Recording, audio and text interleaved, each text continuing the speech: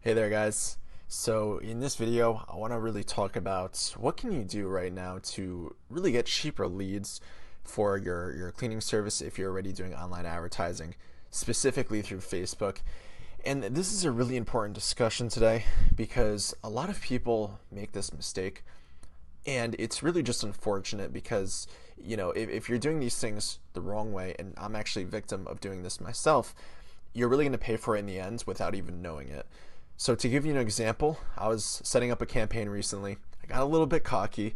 I resisted, taking the time to actually fulfill different types of audiences and targeting features, which I'm going to share with you in just a second. And I paid for it. The campaign didn't perform very well. And lesson learned, like, I'm not going to make that mistake again, but it just goes to show you that it's so important to know these things ahead of time to really save your wallet and your results for your business. So to preface this, I want to start by saying it really all begins with the customer. Anytime you do a different type of marketing, promotion, or campaign, it all starts with your customer, and you have to realize that you're not trying to convince your prospects on why they need your service. You really want to try and find your prospects who are already convinced and bring them into your service. And the issue is most business owners with cleaning services, they'll create one type of ad where, if you see over here on the left, they get the location proper, they have, the age range set fine, gender, whatever, but they sort of leave it at that. It doesn't go too more in depth after that, and they create an ad that's very generic. It's very broad. They're trying to speak to everyone, and as you can see over here on the right, that's just an example of one. But they might run like some generic special, like, hey, don't miss it on our special this season, 10% off, click here.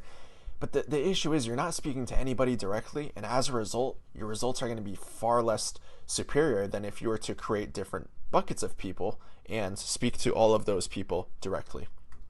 So, as I just mentioned, what do you do instead? You want to create hyper-targeted advertising. So like I just said, create multiple buckets of people with these different types of audiences, these different buckets of people. You're going to want to split test different types of ads amongst these people and then find the winning audience. After tracking these things for a few days, you're going to see which audiences are getting the most clicks, who's resonating with your ads the most, and then that's when you want to allocate your budget and basically go all in on that one specific audience and let your marketing do the rest from there. So here's a couple examples.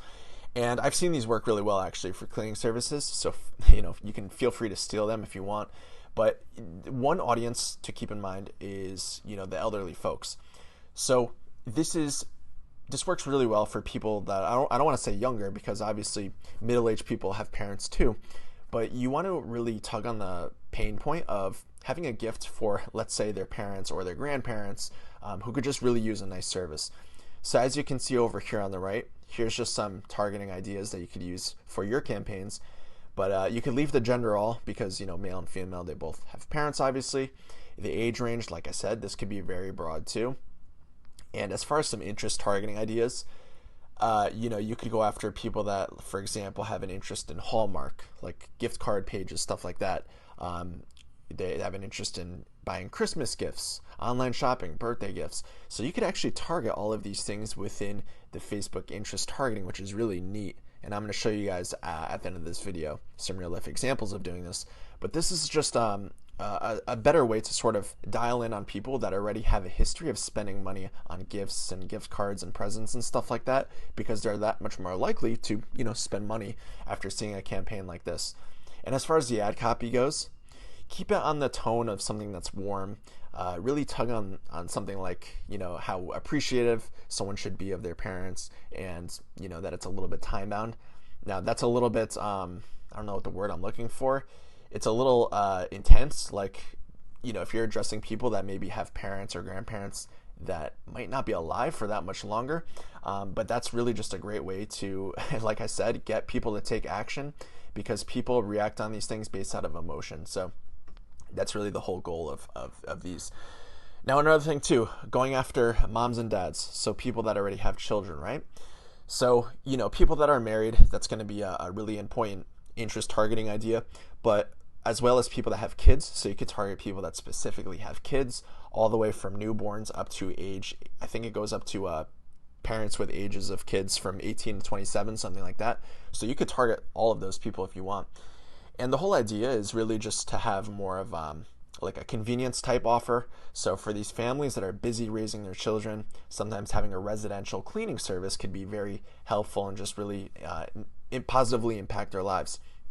Also, you could target a little bit deeper and go after people with a specific income range of, let's say, the top 25 to 50%. I would, use a little bit of caution when doing that, because sometimes targeting this could actually severely confine your audience too much to where you won't have a big enough audience if you actually use some of these parameters. So just be a little careful. But again, ad copy, just addressing the safety, the bonding experience, the relaxation that these people will get for having a convenience type thing like a cleaning service. Now let's go over to a third different types of audience. So this narrative would be young adults, maybe college-age students, people with roommates.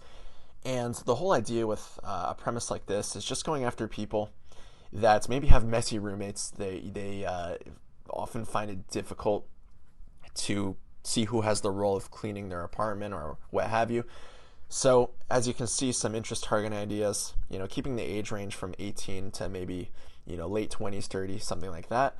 Going after people that have interest in, let's say, roommates, maybe different types of realtor and rental apps and sites such as Zillow, Trulia, different things like that. You could also target interest based on lease, students, people in college, people away from home. So this is a really neat way to target these people. And last but not least, as far as the ad copy goes, something that's urgent for sure. So there's going to be a lot of urgency. People obviously don't want to keep this situation that much longer if their kitchen is always messy or their roommates leaving beer cans on their table. So maybe implying some of that in your ad copy is important.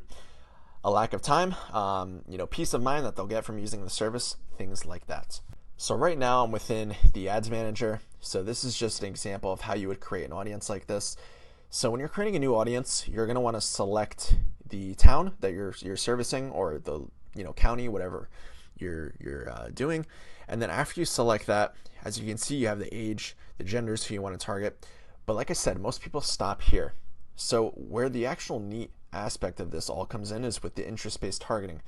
So if we go back to the example of people that, let's say, want to get a gift for their parents or grandparents.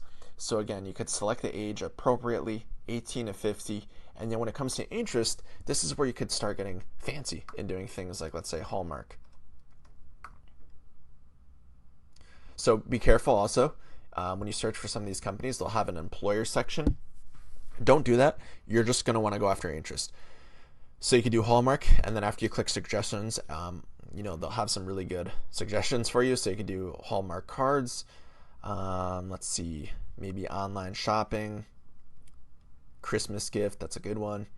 So people that have a history of paying money for gifts, buying things for people, that's really what we're after right here. So as you can see, like after you start selecting some of these things, just keep in mind what you want your audience size to be. So ideally, you want to keep it at least 10,000 people, just so Facebook has a big enough audience to test their algorithm through. But you also don't want it to be too large, because then you're not going to really be able to confine your ideal avatar that well. So I like to recommend a range from at least 10,000, maybe not much higher than a number like this. Like I wouldn't go over 500,000. So even that's just a huge range, but more importantly, just a range of at least 10,000 is very important. So as you can see, like I would probably just leave it at that. And after you create this audience, when you go into the actual creating the ad, this video is not much about constructing an ad and using the right imagery and copy.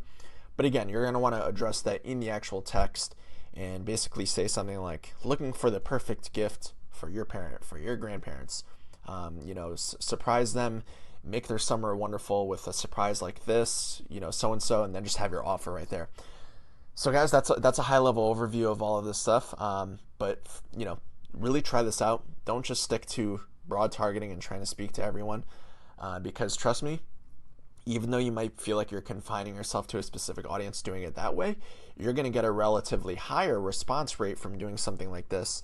And assuming that you're actually testing against different audiences, you're going to find a winning one and then be able to spend all your money into that winning ad set and just be able to go from there. So hope this was informative. Give it a shot. If you have any questions, just let me know. Take care.